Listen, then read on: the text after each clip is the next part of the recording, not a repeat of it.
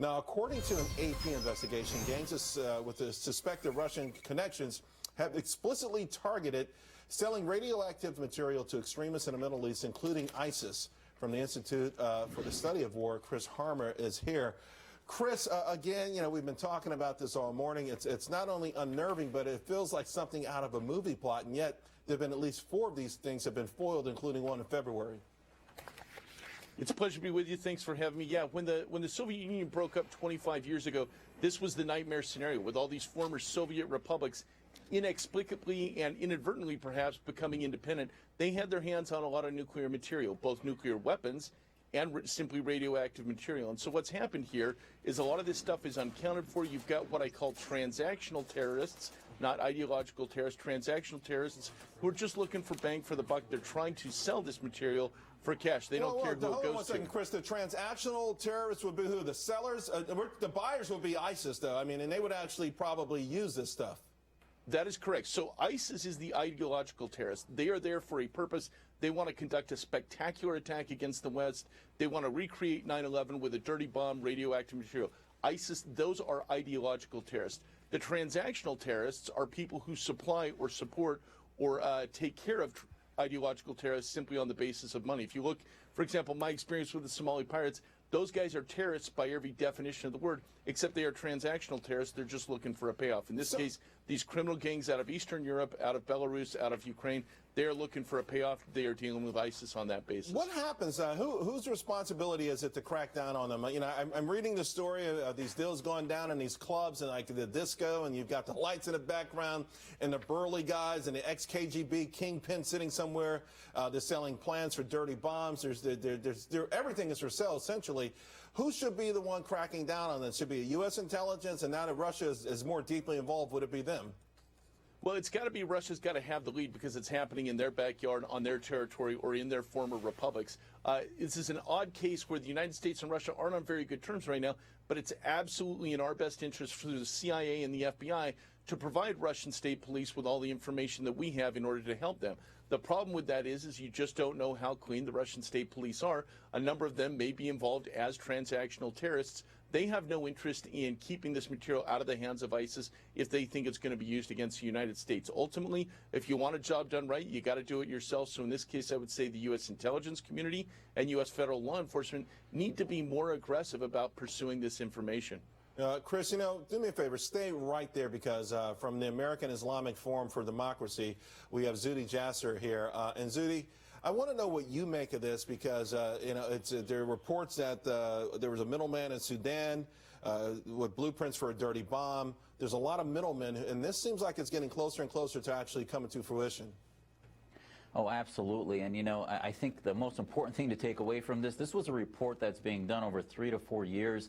And it's just unroofing something many of us have known, which is, you know, don't ever think that Russia is ever on the side of good, be it the transactional financial that they get, be it their relationship with Iran, be it the fact that, as Michael Weiss reported in the Daily Beast, they were actually allowing the funneling of Chechenian and other Sunni terrorists into ISIS in order to feed this side of evil. So Russia is on the side of evil, be it their mafia that wants to sell nuclear weapons. And by the way, the radioactive material was always somehow, when they busted it, was lost. The heads of the operations were stopped before they were able to get to find out who exactly was behind it. So the Russian authorities are not on the side of good, and they will continue to destabilize the region so that they can fill the vacuum that we have vacated in our absence. And to your point, one of the wiretaps in Moldova of one of the alleged sellers said that, quote, "I want an Islamic buyer because they will bomb the Americans." I mean, this gets to your point.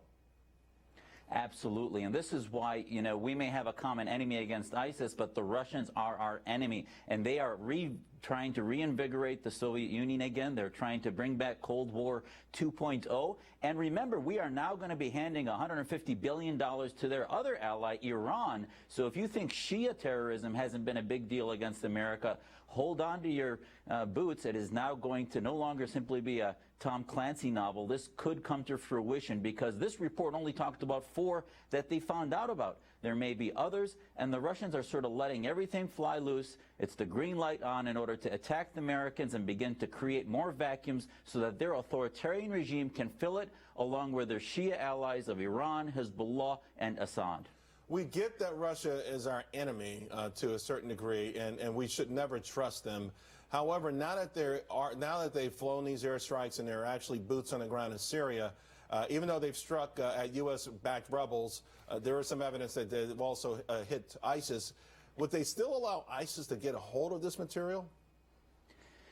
Well, that's why they wanted to give it to someone who's going to attack Americans with it. It's not going to hurt them. They're not going to attack Russians because, look, Russia has not been attacking ISIS. They've been bombing the rebels that were on the side of good, on the side of freedom, and anti-Assad. So the long-term paradigm in Syria has been that the Russians and the Soviets in the 20th century were on the side of Assad, and they allow the ISIS radicals to sort of foment in northeastern Syria because it legitimizes authoritarian rule. It's the same paradigm that the Russians used in Chechnya, that they've used across the Middle East, which is destroy and decimate the moderates so that the radicals create a legitimacy for dictatorship and authoritarian rule, be it their allies of Assad or Iran, and then push out the Americans and those who want freedom. Well, then what about our would-be allies in the Middle East that we certainly have some commonality with, Saudi Arabia, for instance? Now, we know that they're engaged in Yemen, but when do we ask them to step up? They haven't taken any refugees, and they,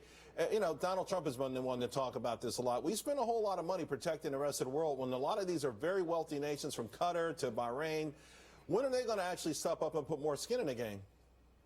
Amen. I mean, this is what we need to do, is bolster our Sunni allies, bring them to the table, and not allow them to feed the radical side of the rebels, but rather to say, you know what, we're going to lead a continuation of a paradigm which is to fuel further Arab awakening, modernization, democratization, and you need to step up to prevent the Shia militants, the Shia dictatorships from rising. So it is in their interest to help fuel some type of modernization, and we are going to either work with them or allow them to if we don't, Charles, they're going to radicalize ISIS and others and not really be helping our true allies in the region. Zuhdi Jasser, thanks a lot, buddy. Always appreciate it when you come on.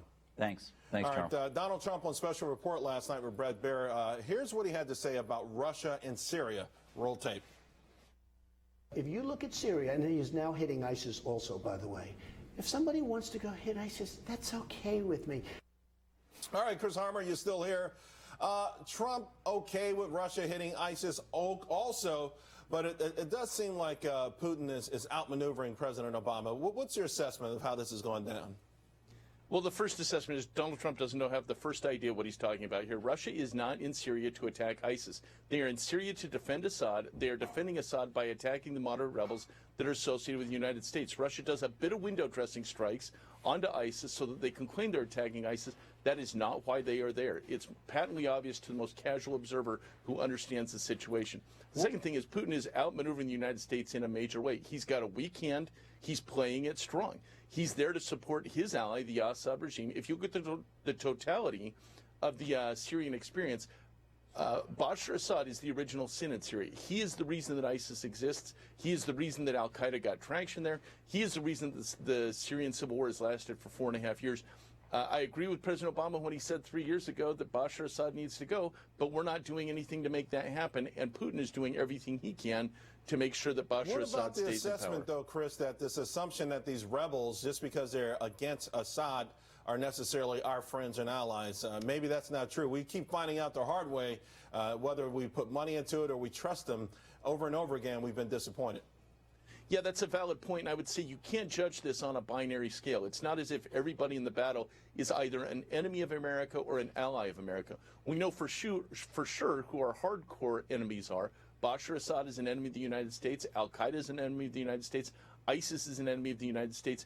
I can't validate that every single rebel who is not aligned with ISIS or Al-Qaeda is a friend to the United States. I can validate that they're a lot less of an enemy. If we want to have any influence on how this civil war wraps up, we need to be supporting people who will be friendly to us in the future. These guys are transactional fighters. They may help us, they may not, but we know for sure that Assad, ISIS, and Al-Qaeda are It seems enemies. like that ship has sailed, now that Putin's firmly entrenched. Airstrikes, ground Even Syrian army going on the offensive today. That's crazy. Thanks a lot, Chris. Really appreciate it. Thank you. And we got new polls out today, and it looks like the anti-establishment candidates are doing a